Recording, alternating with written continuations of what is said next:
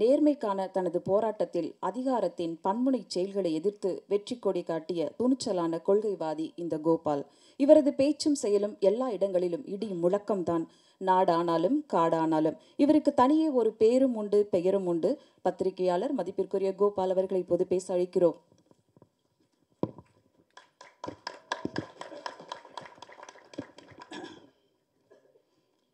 அனைவருக்கும் வணக்கம். பேசுகிறவங்க நிறைய பேர் பேசிட்டாங்க. எனக்கு தூரும் புரியலை, தலைப்பும் புரியலை. நான் லேட்டாக வந்துட்டேன். லேட்டாக வந்தது நான் காரணம் இல்லை, பிறகு தான். நான் 6 மணிக்கு ஒரு தோசை கடையை பல்லாவரத்தில் திறந்து வச்சு தான் வந்தேன். அது நானும் அமைச்சர் அன்பரசு அவர் 2 பேர் பேரை போட்டு வச்சுட்டாங்க. நான் சொன்னேன்ப்பா 6 மணிக்கு தோசை கடையை திறக்கிறேன். ஏன்னா ஊருக்காரன் திறந்தவன். திறந்தவுடனே அதை நடத்துகிறவர் அப்படி சொன்னால் 6 மணிக்கு முடிச்சுட்டு 6:30 ஆயிரம் தம்பி என்ன இல்லைண்ணே தலையை காட்டுங்கன்னார். வந்து தலையை காட்டினா பெரிய தலையெல்லாம் உட்காந்துருக்கு. அது எங்கள் நீதியரசர் இருக்கார், சத்யராஜனை, சந்திரசேகரனை, அக்கா திலவதி அக்கா, புல் பெருசுகள்லாம் இருக்குது. நமக்கு ஒன்றுமே புரியல. அப்படின்னு கேட்டேன், தம்பிகிட்ட நேற்று இல்லைண்ணே நீங்கள் எப்படியாவது வந்தாகணுண்ணே அப்படி என்ன கதைன்னு. நான் பொதுவாக வர்றதில்லை, நம்ம மூஞ்சி நிறைய பேர் கூப்பிட்றதும் இல்லை. எதுக்கடா இவனை வம்ப பிடிச்சிட்டு கூப்பிட்டு அப்படின்னு. அப்போது இல்லைன்னா இந்த பாலியல் பிரச்சனை அதை வச்சு தானே எடுத்துருக்கு, பொள்ளாச்சி முக்கியம் அதெல்லாம் பேசு. மகளுக்கு நேர்ந்த கொடூரத்தை கடைசியில் அப்பா வந்து பழி வாங்குறாரு. என்ன பழி வாங்குறாருன்னா வெட்டிடுறாருன்னா அப்படின்னா. ஓ ஸோ தெரியாது யாருங்க? ஐயா அப்படியா? இதுவும் சென்சார், இது சென்சார். நான் முன்னாடி இந்த இதில் பார்க்கலையா, இதெல்லாம் போட்டிருப்பாங்க போல் அப்படின்னு நினச்சி அது எனக்கு கொஞ்சம் பிடிச்சிருந்துச்சு. நான் அடிக்கடி சொல்கிறேன், எப்போ இந்த வரிசையாக ஒவ்வொன்றா வந்துட்டுருக்கு. இப்போ கடைசியாக இந்த கோயம்புத்தூர் வெட்டிருங்க, அப்போ தானே உனக்கு தண்டனை சிவியராக இருந்தால் தானே அடுத்து நடக்காதுன்னு நான் ஒவ்வொரு முறையும் சொல்கிறேன். யார் கேட்குறா?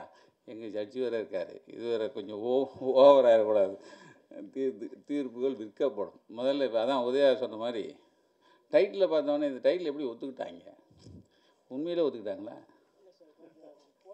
பார்த்தீங்களா? ஏன்னா நிறைய விற்றுட்டுருக்கிறத நாங்களும் பார்த்துட்ருக்கோம்.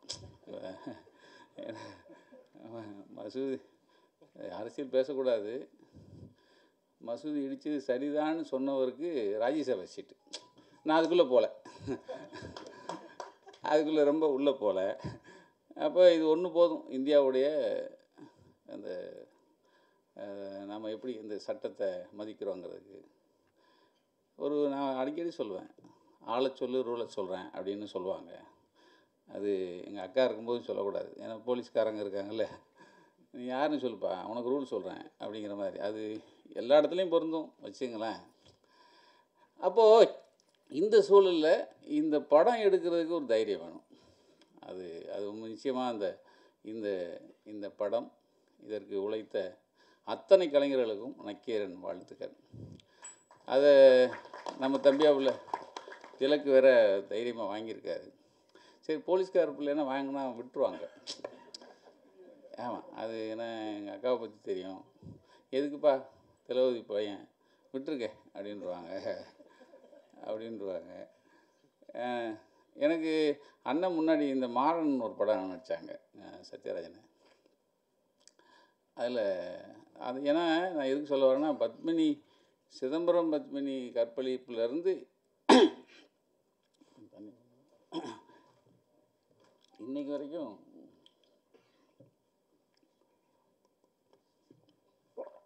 எல்லோரும் சுருக்க பேசி போனாங்க. நான் மாத்திரம் ஒரு 2 நிமிஷம் கூட எடுத்துக்கிறேன், அவ்வளோதான்.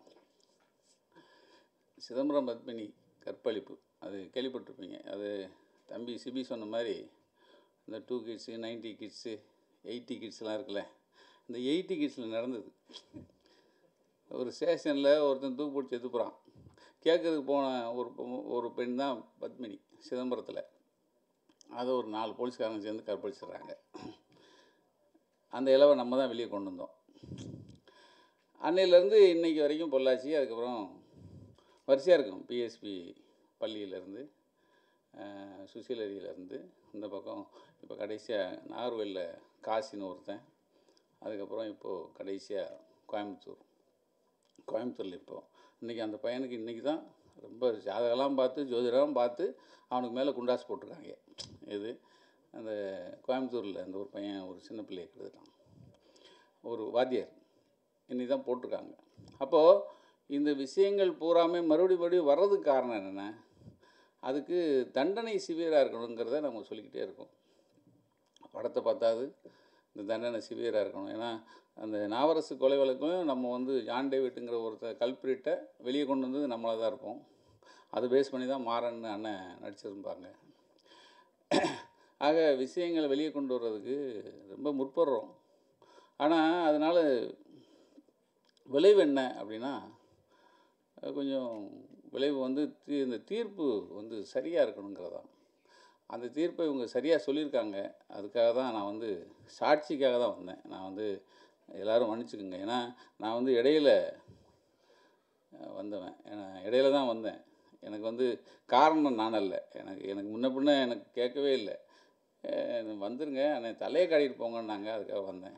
நிச்சயமாக இந்த படம் வெற்றி பெறணும். ஏன்னா அது சத்யராஜன் நடிச்சிருக்காங்க. அதை விட முக்கியம், நீங்கள் வந்து வந்தேன் பிரம்மாண்டம், வெளியே இதே மாதிரி கூட்டம் வெளியே நிற்கிது. படத்துக்கு இவ்வளோ, ஒரு படம் ரிலீஸுக்கு, ஒரு படம் இது என்ன டீசரா, ஆடியோ டீசர் ரிலீஸுக்கு இவ்வளோ கூட்டம் அப்படின்னா அப்போ படம் வெற்றி தானே. வாழ்த்துக்கள்.